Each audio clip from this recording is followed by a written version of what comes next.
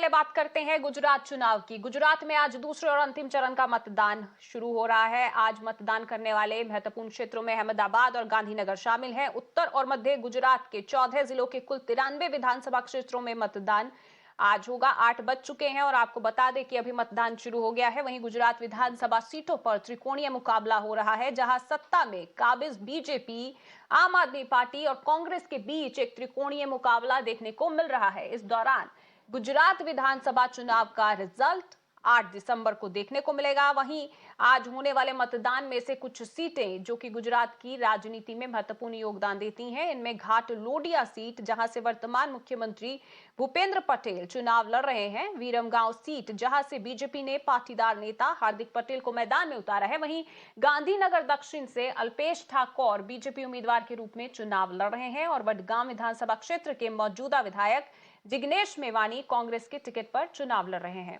मेरी सहयोगी स्वराली गुजरात से मेरे साथ बनी हुई है।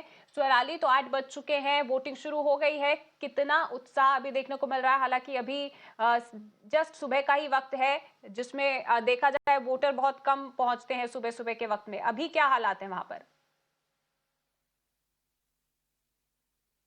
जी इंद्रजीत, मैं आपको बता दूं 8 बज गए, जैसे कि आपने कहा वोटिंग शुरू हो गई है और बड़ी मात्रा में लोगों ने आना शुरू कर दिया है। उत्साह का माहौल है।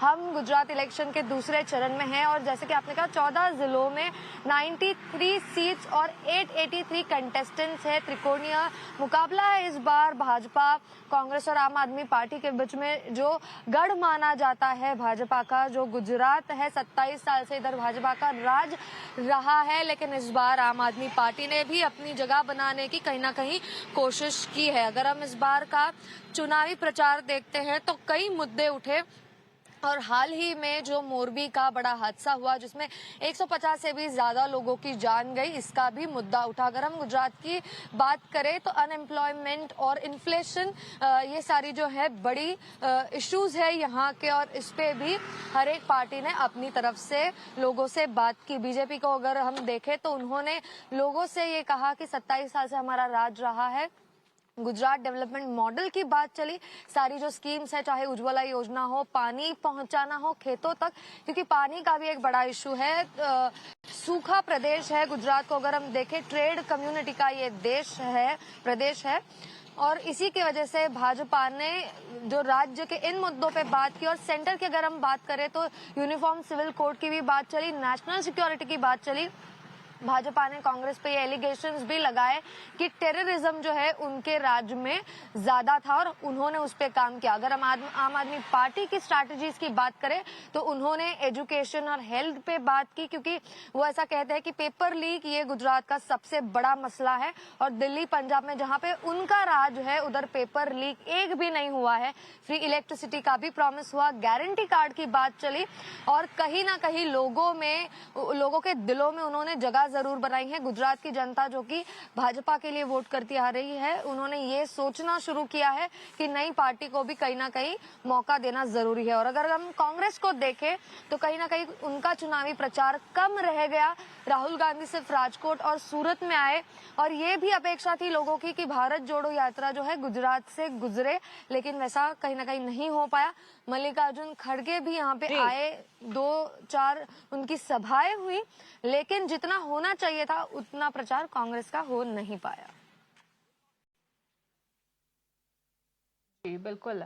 मेरे साथ अभिषेक भी, मेरे सहयोगी गुजरात से जुड़े हुए हैं। अभिषेक, सबसे पहले तो आपसे यही जानना चाहेंगे कि अभी आप पोलिंग बूथ पर हैं तो वहां पर कितना उत्साह देखने को मिल रहा है? सुबह का वक्त है, क्योंकि स्वराली कह रही हैं कि वोटर सुबह ही बड़ी तादाद में पहुंचने शुरू हो गए हैं।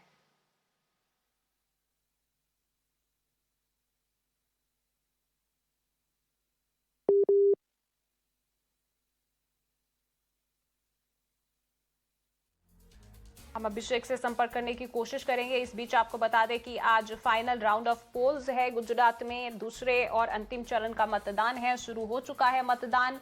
और आपको बता दें 14 जिलों के कुल 93 विधानसभा क्षेत्रों पर यह मतदान हो रहा है। गुजरात विधानसभा सीटों पर त्रिकोणीय मुकाबला है, जहां सत्ता में काबिज बीजेपी, आम आदमी पार्टी और कांग्रेस के बीच ये मुकाबला है। इस बीच आज अहम सीटों पर मतदान है, पोलिंग हो रही है। घाट लोडिया सीट, जहां से वर्तमान मुख्यमंत्री भूपेंद्र पटेल चुनाव लड़ रहे हैं। विरमगांव सीट, जहां से बीजेपी के पाटीदार नेता हार्दिक पटेल भी मैदान में है। वहीं गांधीनगर दक्षिण से अल्पेश ठाकुर बीजेपी उम्मीदवार के रूप में चुनाव लड़ रहे हैं। अभिषेक मेरे सहयोगी मेरे साथ बने हुए हैं। अभिषेक, अभी कितना उत्साह वोटर्स में और क्या उनके इश्यूज हैं जिसको लेकर वो आज मतदान करने के लिए पहुंचे हैं?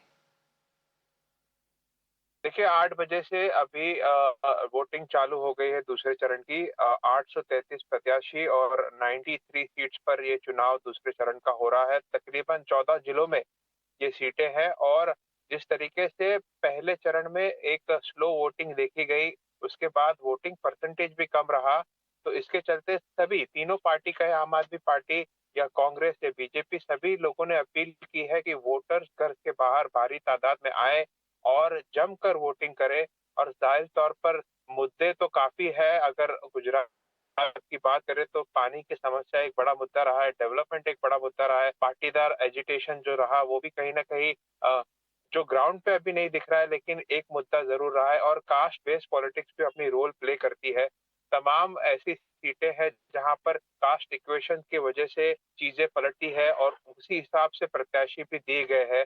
और बीजेपी की बात करें, कांग्रेस की बात करें, हालांकि दोनों ये कहती है कि हमारे बीच में कड़ी टक्कर है, आम आदमी पार्टी कहीं नहीं खड़ी है, लेकिन ग्राउंड की अगर बात करें तो आम आदमी पार्टी का अंडर करंट जिसे कहा, उससे हम इनको इतनी आसानी से अंडर एस्टिमेट नहीं किया जा सका। और साथ ही साथ जो वादे जी। करके वो आई है, कितना वोट मतलब ये जो लोगों में उत्साह वोट में क्या कन्वर्ट होगा, बीजेपी को झटका लगा है, क्या कांग्रेस के वोट ट्रांसफर होते हैं, ये तो आने वाला समय बताएगा। लेकिन आज जो लोकतंत्र का फेस्टिवल है वो गुजरात की जनता दूसरे चरण में जोरों शोरों से मनाएगी।